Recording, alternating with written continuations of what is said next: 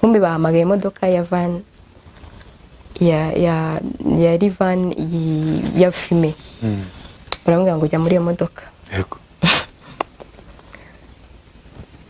Naruze ni nyine natangiye kubona ko sinzi icyo nzize, natangiye kumva ko ngiye gupfa kandi byari byo.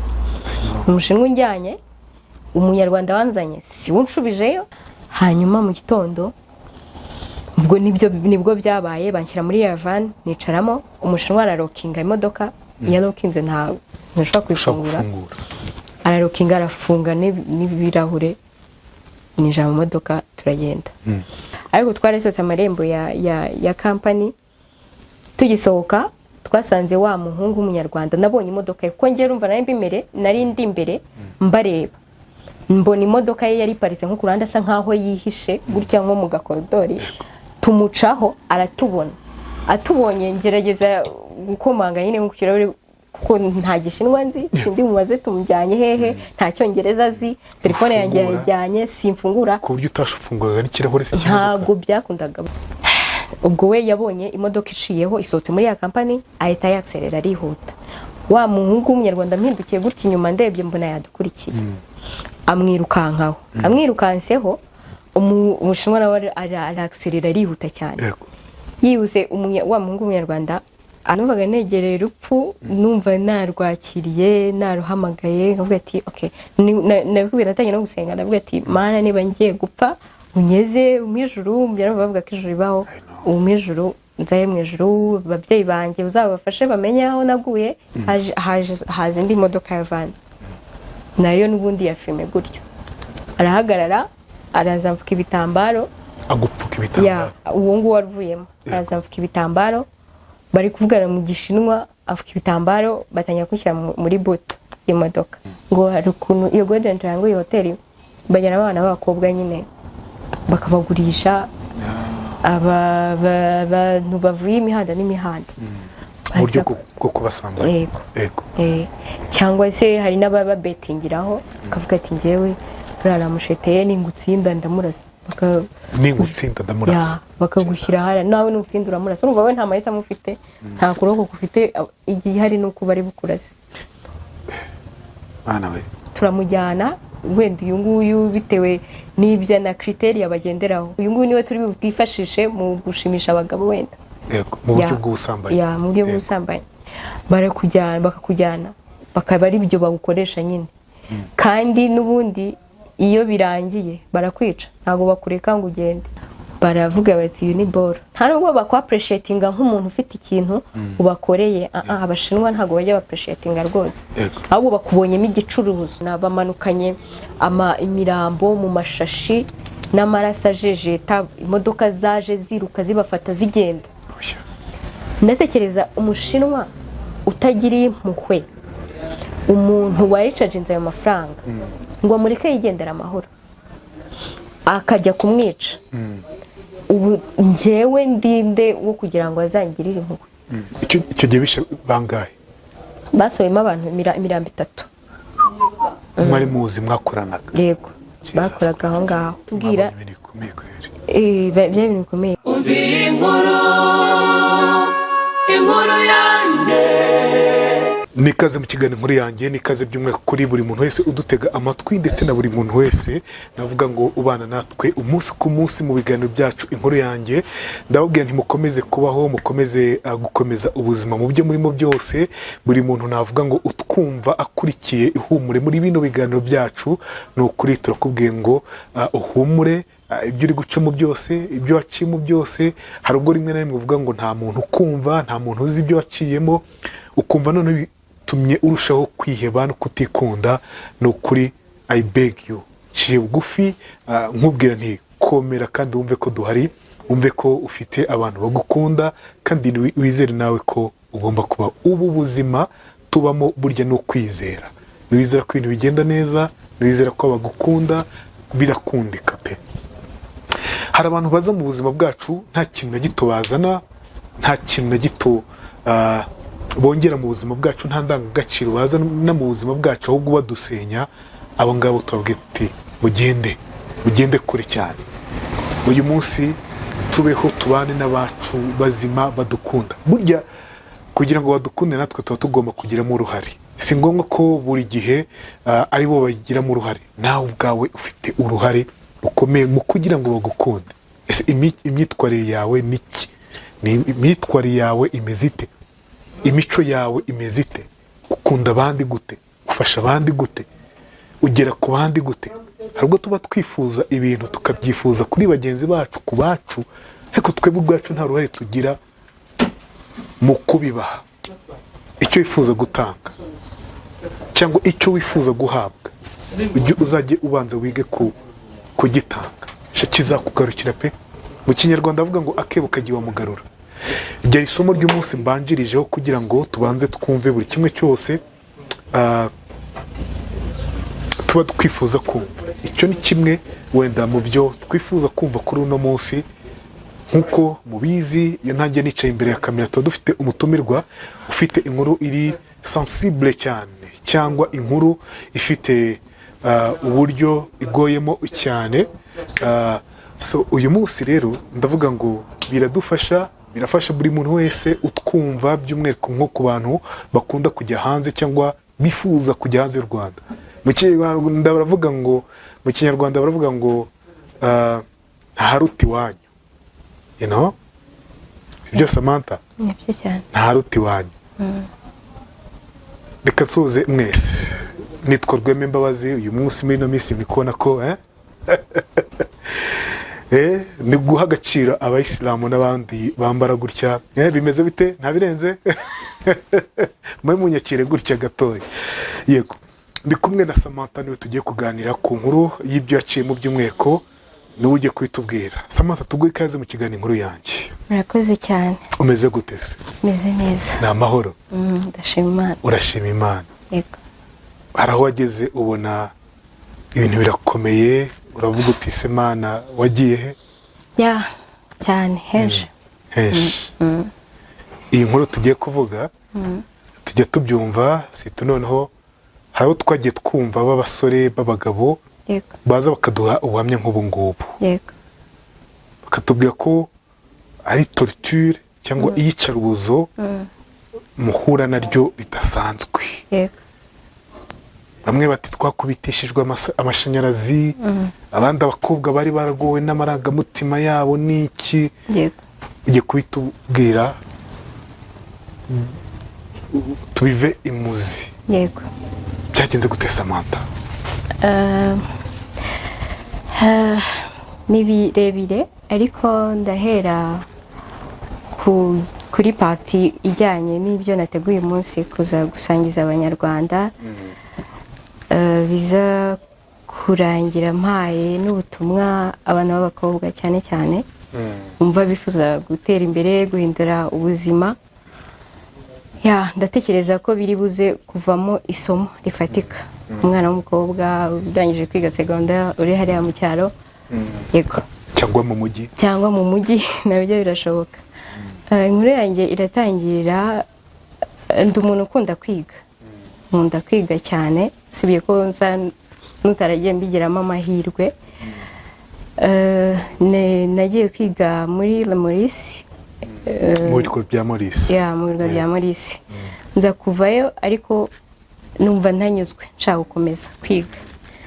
Noneho nshaka visa yo kujya kwiga muri Pologne.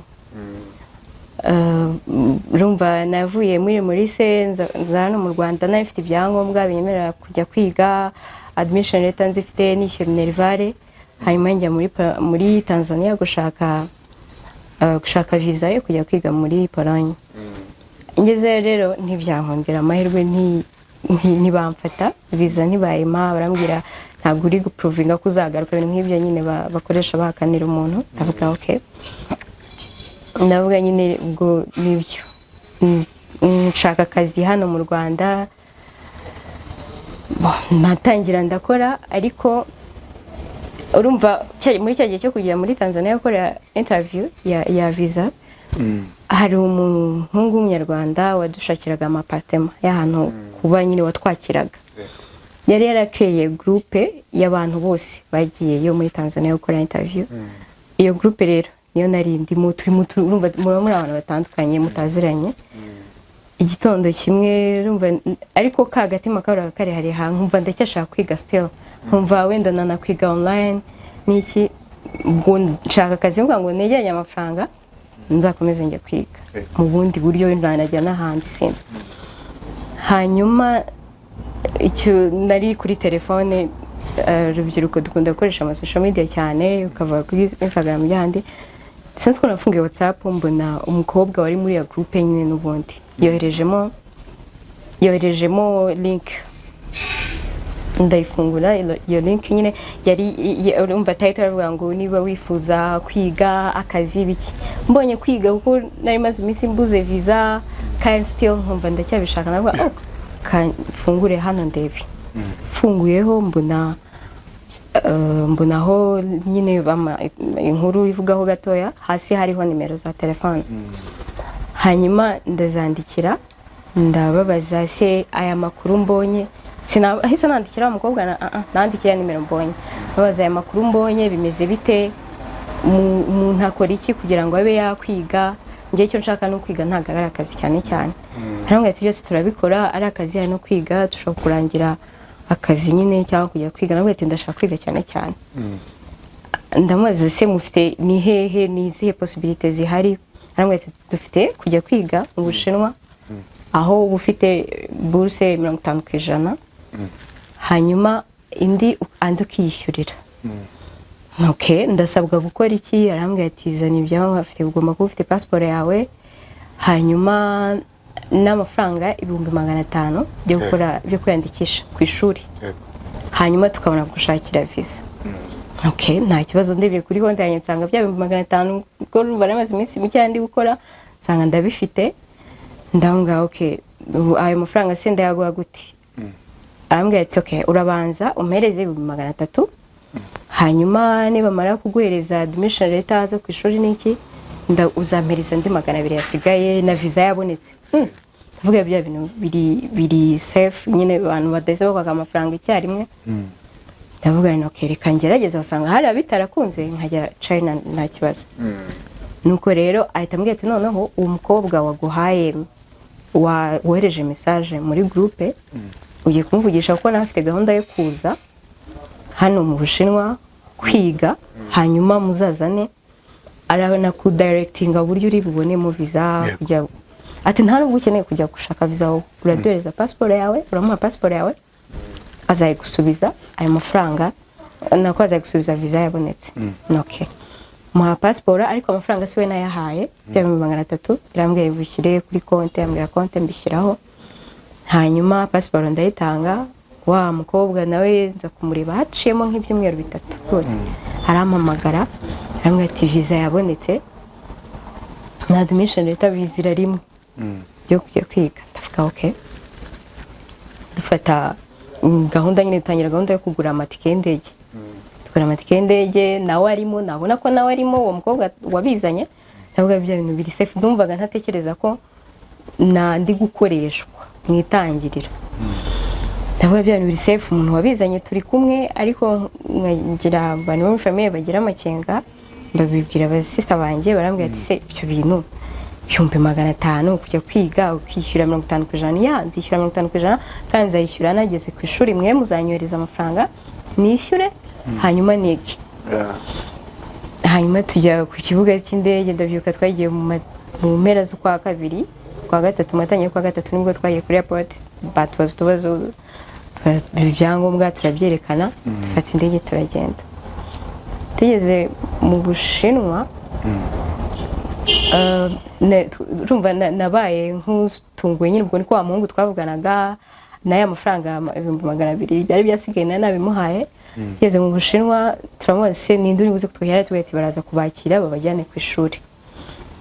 Tugeze mu Bushinwa, aho kugira ngo haze umuntu, urumva twamaze akanya dutegereje, ntangira kuba aggressive, ndamubaza bimeze bite ko mutaza kudufata hano, wari wowe ubuze niki?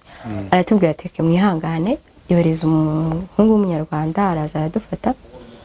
Ubwo twagiye turi babiri, ariko turi kuri airport nabonye undi mukobwa nawe wari ugiye nkaho tugiye yego tugiye hamwe umunyarwandakazi w'umunyarwandakazi noneho ubwo tubaye batatu wa muhungu araza aradufata tubwira ati ngiye kubajyana kuri hoteli tujyana kuri hoteli gute se kandi tugiye ku ishuri ati nongeye ntabwo mbizi ndabajyana kuri hoteli umuhungu ndamuhamagara ndamuzi se bimeze bite arambwira ati mwebwe mujye kuri hoteli noneho mubanze munaruhuke hanyuma ndaza undi muntu araza kubafata bajyane ku ishuri ariko tugeze kuri hoteli njye nawe umukobwa twari kumwe aratubwira ngo rero kwishyura ishuri ryabihinduye ntabwo muzishyura 50%, mugomba kwishyurira 100%. Mba nyine ntangira kuba shocked ndamubwira ati ntabwo bishoboka ni gute se tuzishyurira 100% kandi batubwiye ko tuzishyura 50%. Numva sinzi uburyo ndi bibwire mu rugo arambwira ati ariko mwigira ikibazo mwebwe mbibabwiye kuko nanjye babimpindura ku munota wa nyuma naye ntabwo nambizi ko bazahindura ngo amategeko ngo bahinduye ngo ntabwo bari gufata abanyeshuri ngo b'abanyafrika ngo baraza ngo ntibige ngo niyo mpamvu bashyizeho 100% kwishyurira. None aratubwira ngo njyewe ariko mfite uburyo ki mfite igitekerezo ko n'ubundi tufite n'utuzi hano dutanga mwaritse mugakora akazi mukiga online. Tubitekereza ubwo njye nabaye nkusa nk'umutwe nibaza hanze akura amafaranga ndi gutekereza kubibwira mu rugo ariko nawe nkumva ndabaruhije batanze amafaranga y'amatike y'indege nawe urabizi ntabwo biba byoroshye n'iki ntekereza ko ngiye kuvuga noneho mumpe n'amafaranga y'ishuri. Baratubwiye ati hari uburyo mushobora kwiga moti hari porogaramu yo kwiga online birakunda mwakiga online hanyuma mukanakora mbitekereje bavuga ati byo ahubwo nibyo byari byiza nshobora gufasha mu rugo nanjye nkagira ibyo nikorera hanyuma kandi nkaniga nti akazi kameze gute bazaduhemba gute ati akazi ni ugukora marketing online marketing hanyuma ukaba ugomba kuzi icyongereza. Aratubaza ati nizeye ko muzi icyongereza bagenzi banjye twari kumwe aravuga ati turakizi kibanze hamwe ati nkawe wize muri Emorisi nta kuntu waba utakizi ndakizi nta kibazo imashini murayizi tuti cyane turayizi ugomba kuzi gutayipinga niba mutanayizi mushaka ahantu mwitoza gutayipinga hanyuma muzaza akazi murakabona rwose. Kubwa amahirwe nayo mfite laptop urumva najyanye byangombwa nk'umuntu ugiye kwiga nayo mfite laptop yanjye tuyikuramo dutangira kwitoza gutayipinga abandi batangira gushaka amagrama kuri mu cyongereza nyine kugira ngo bakore interview bazapassing. Hanyuma aratubwira ngo twebwe twumva ko tugiye gukorera ako kazi mu Bushinwa. Aratubwira rero ubwo bihindutse mugiye kwiga online ngiye kubasabira visa. Avuze visa tubasha visa ijya he ngo no ngo mugomba kuzango muri Laos ngo mukaza ngo mugakora ariko muzajya mwiga ngo hano ngo iryo shuri muzajya mwiga ngo hari branch yaryo ngo rirahari hano ngo mukiga online ariko munakora. Turavuga okay as long as tari budusaba andi mafaranga ngo ntimugira ikibazo nta andi mafaranga ndi bubasabe.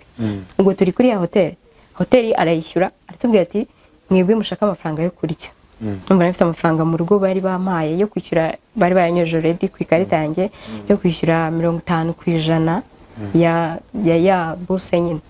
Ubwo ni twine twatangiye gukoresha tushaka ibyo kurya n'iminsi twamaze ngo twamaze nk'iminsi 4 cyangwa 5 dutegereje ko baduha visa.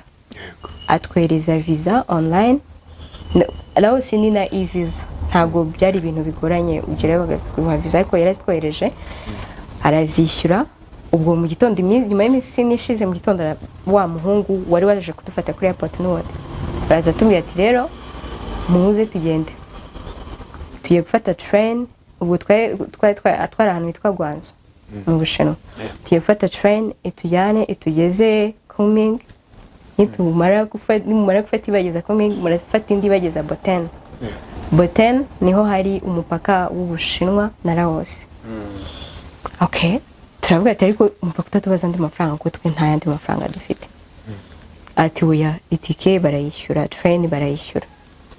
Hanyuma turagenda aradukatishiriza amatike wa muhungu wari Laos niwe watweje amatike already yari yayaguze online na visa turazifite yazitweje kuri telefone tugiye kuri train, tujya kuri train station turayifata tujya Kunming, ndumva twaragiye nk'iminsi 2 no ijoro n'amanywa hafi ibiri ntabwo igeramo. Tugeze Kunming urumva twabaye nk'ababura n'ikibazo cya internet n'iki, ariko tukiranje nyine tugashaka ko tuvugana nabo, dusanga twagiye kuri station itariyo z'urwasera zose, nyine turimo ukamuhamagara ukamubura, ubundi akaza cyakora aza kuza ku munota wa nyuma, dusanga ya tike yishyuye yarangiye, dufata indi train atwishyura indi tike, twaserereye ubwo n'inzara ni kwitwishe kuko ngiye numvaga ko uko mu ndege batanga ibiryo bashaka kubagaburira niko no muri train bari bagaburira. Numva duheruka ibiryo twariye tuva Gwanzo mu ndege no handi kuri ya hotel twari twaraye. Yego.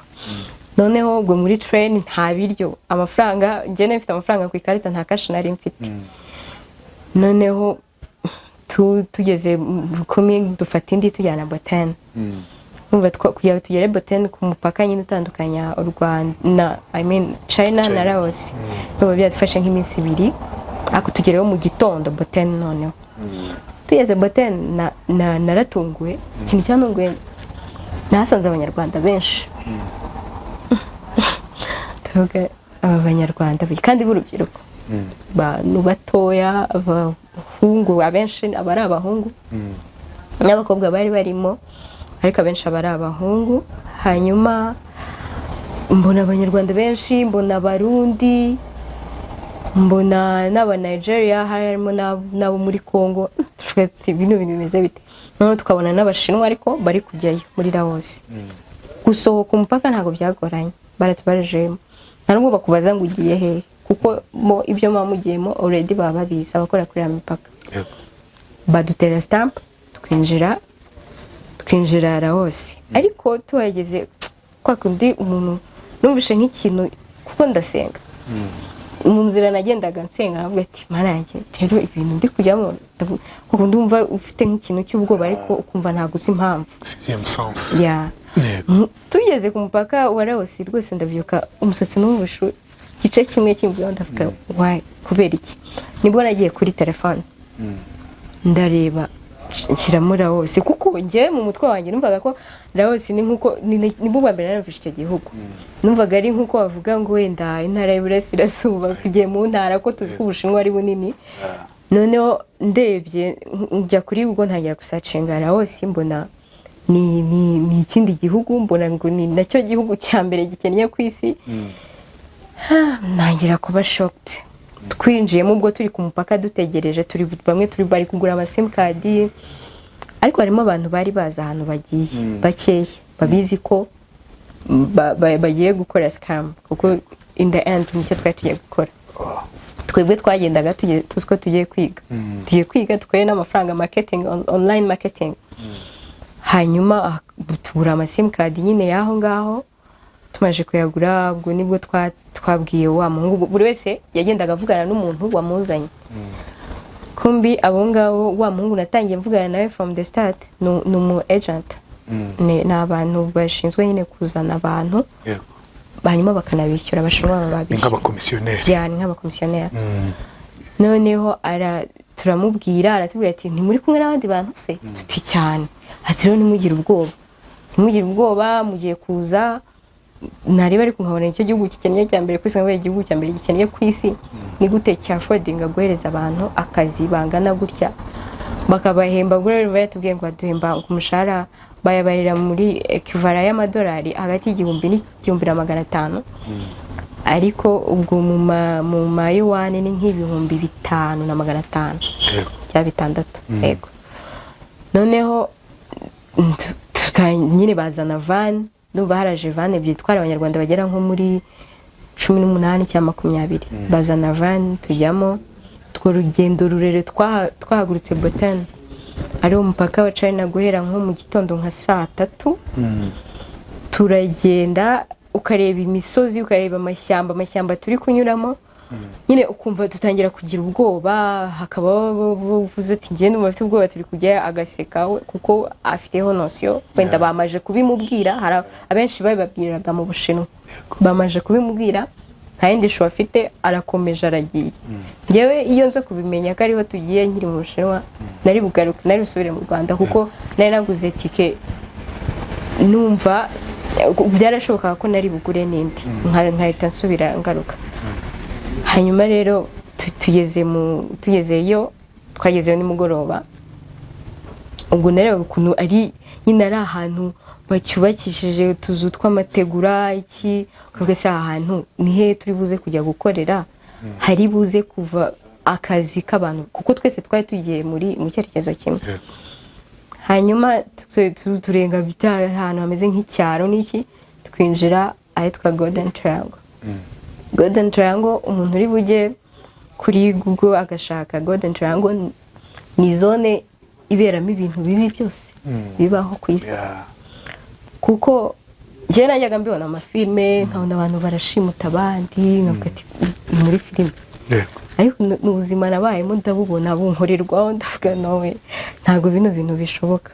Tugeze Golden Triangle rero